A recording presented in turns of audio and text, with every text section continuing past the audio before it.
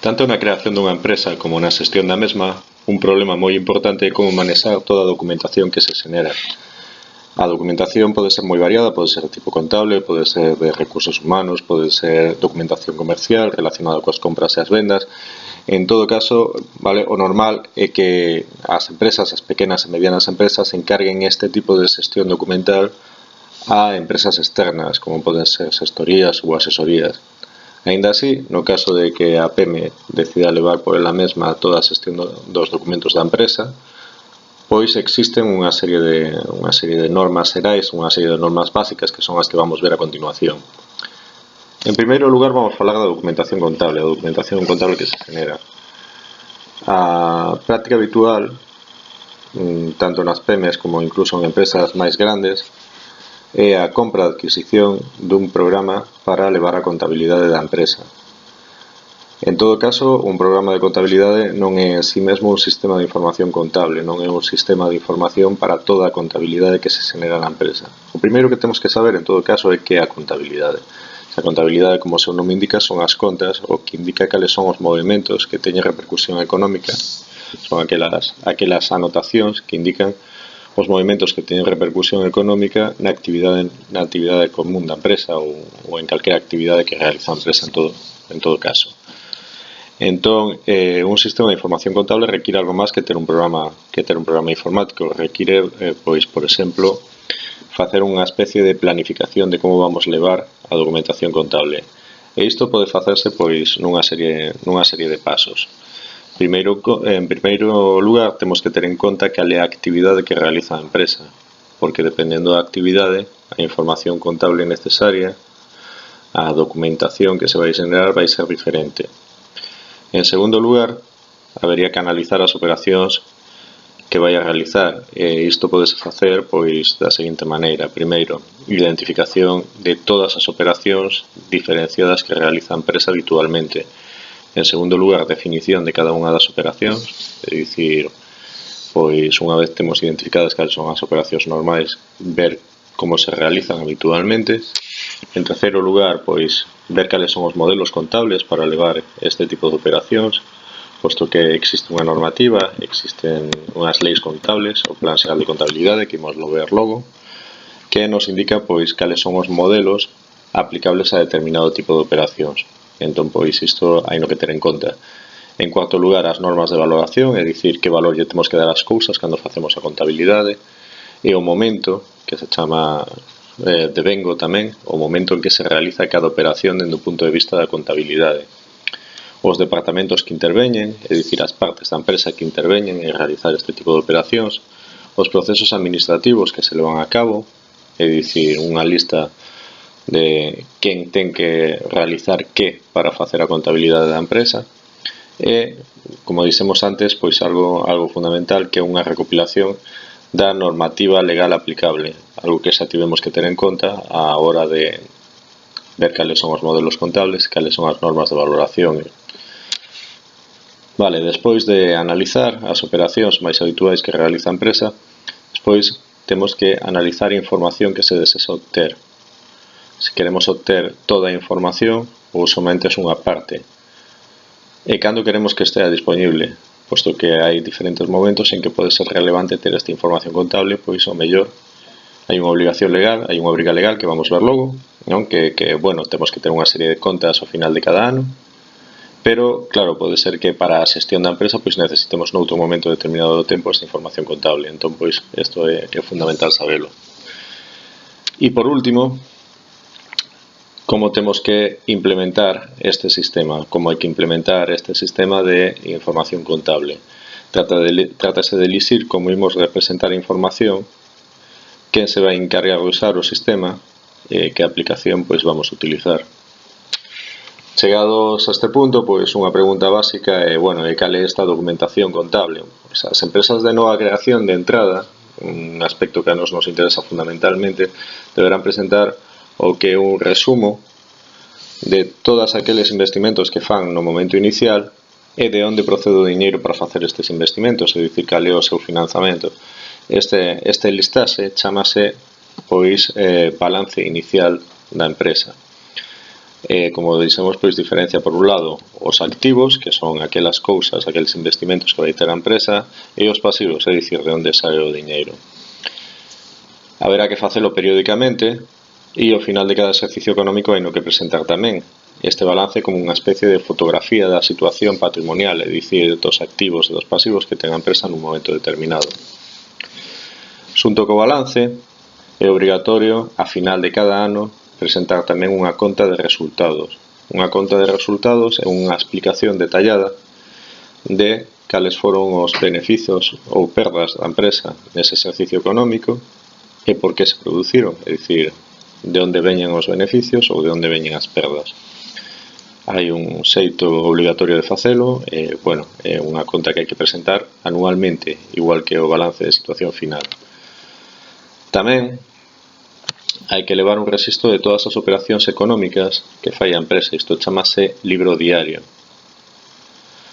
Todas estas contas fanse, como dixemos antes, seguindo unha normativa legal que basicamente está constituída polo Plan Xeral de Contabilidade, que é unha norma emitida polo Estado español onde se establece pois como se ten que realizar a contabilidade da empresa, a contabilidade oficial, a contabilidade que hai que presentar. Non hai que esquecerse tampouco de que hai que presentar a documentación relativa aos diferentes impostos que vai ter que ir liquidando a empresa durante o exercicio económico. E todo isto con respecto á información contable. Vale, despois temos tamén outro aspecto importante de documentación que se vai producir dentro da empresa, outra fonte de documentación que é o que é a información de recursos humanos. A información de recursos humanos son todos os documentos relacionados co persoal da empresa. E aí temos pois os contratos dos traballadores, temos as fichas do persoal cos seus datos, temos as nóminas do persoal, é dicir, os cobros que realizan que leva a cabo a empresa polo traballo que realizan os traballadores, é dicir, como se lles paga o soldo, eso é unha nómina. Os seguros sociais, que son documentos relativos ao pago que ten que facer a empresa na seguridade social, tanto por conta do traballador como por conta da propia empresa, algo que xa vimos no bloque anterior, en bloques anteriores, e documentos relativos á prevención de riscos laborais, que tamén os vimos xa. Vale, pois todo isto, contratos, fichas dos traballadores, nóminas, documentos de seguridade social e documentos de prevención de riscos laborais son o núcleo do que pode haber na documentación relativa aos recursos humanos da empresa. Por outro lado, temos un terceiro aspecto fundamental na documentación que se produce dentro da empresa, que son os documentos relativos aos cobros, aos cobramentos e aos pagamentos e fundamentalmente relacionados coa compravenda de mercancías da empresa. Durante a realización da actividade económica, a relación cos clientes e cos proveedores vai xerar este tipo de documentación, e entón aquí temos pois as facturas dos proveedores polas compras que realizamos, as facturas a clientes polas vendas que realizamos, tanto unhas como outras teñen que ir desglosado o que se compra ou que se vende, a quen, e tamén cale o importe, e tamén cales son os impostos, neste caso o IVE que se lles cobra ou que se nos cobra. Os pedidos que se realizaron a clientes e proveedores, que son documentos que indican pedidos que fai a empresa ou pedidos que lle fan de produtos. Os orzamentos, un orzamento non chega a ser un pedido, un orzamento é como unha petición de información relativa a canto me vai costar algo. Pois podemos pedir un orzamento nos aos proveedores ou nos poden pedir un orzamento a nosos clientes. Un albará é un documento que ten que ver co transporte das mercancías e que indica que as mercancías chegaron ao seu destino, e claro, temos albarás dos proveedores e albarás aos clientes. Documentos bancarios de justificantes, por exemplo, listaxes de movementos, certificacións de saldos das contas, que teñen que ver con toda esta operación de compra-venda, con toda esta documentación mercantil. Os efectos comerciais, que son cheques, pagarés, letras de cambio e outros documentos polos que unha persoa se obriga a pagar a outra unha cantidade certa nun tempo determinado. E esa cantidade normalmente, pois, como un efecto comercial, está relacionada cunha compra-venda de produtos.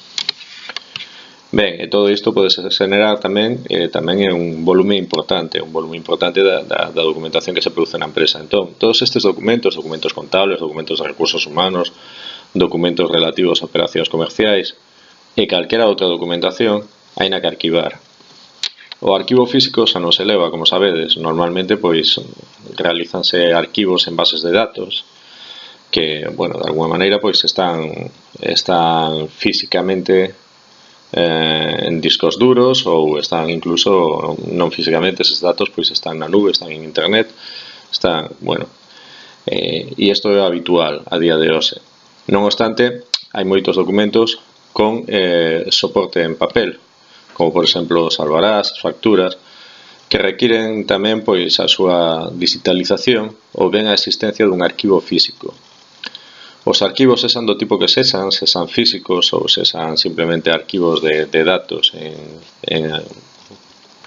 de datos informáticos pois en discos duros ou na nube, vale, necesitan cumplir dous requisitos fundamentais. O primeiro é que os documentos estean ben guardados, lóxicamente. De nada nos serve ter un arquivo que non garde ben os documentos. E por outro lado, pois, temos que ter a posibilidade de que non somente esa persoa que arquivou esa documentación, senón calquera outra, poida atopar a información que necesita con facilidade. Se o arquivo é físico, necesitamos ter espacio suficiente, lóxicamente, e en todo caso, cada tipo de elemento arquivado necesita un arquivador independente. Por exemplo, se temos 5 contas en 5 bancos diferentes, pois cada banco terá o seu arquivador correspondente. Únicamente en caso de que haxa pois documentación moi escasa relativa a un elemento determinado, podemos juntar varios arquivadores. Se alguén quere levar algún documento dun arquivo físico, o normal é entregarlle unha fotocopia. Agora ben, pode ser que necesite levarse o original por algún motivo, entón farás unha fotocopia, colocarás no lugar do original, xunto co momento en que se retira o original, o motivo polo que se retira o original é unha firma e os datos da persoa que se leva o original. Hai que rotular tamén os arquivadores, lóxicamente, de tal xeito que se vexan claramente. Que non haxa que buscar dentro dos arquivadores ou que non haxa que buscar de alguna maneira extraña, vale, cal é a rotulación dese arquivador para saber a que se adica, senón que podamos atopalo con facilidade. E logo, tanto nos arquivos físicos como os que son simplemente de datos, pois o que sucede é que normalmente os arquivos de cada ano retíranse dese arquivador, que é un arquivador temporal, e colócanse nun arquivador definitivo, nun arquivo definitivo, vale, abríndose outro arquivo temporal para o ano seguinte que este en vixencia. E isto é todo con relación á documentación que se produce na empresa. Calquera cousa, pois falámoslo en clase.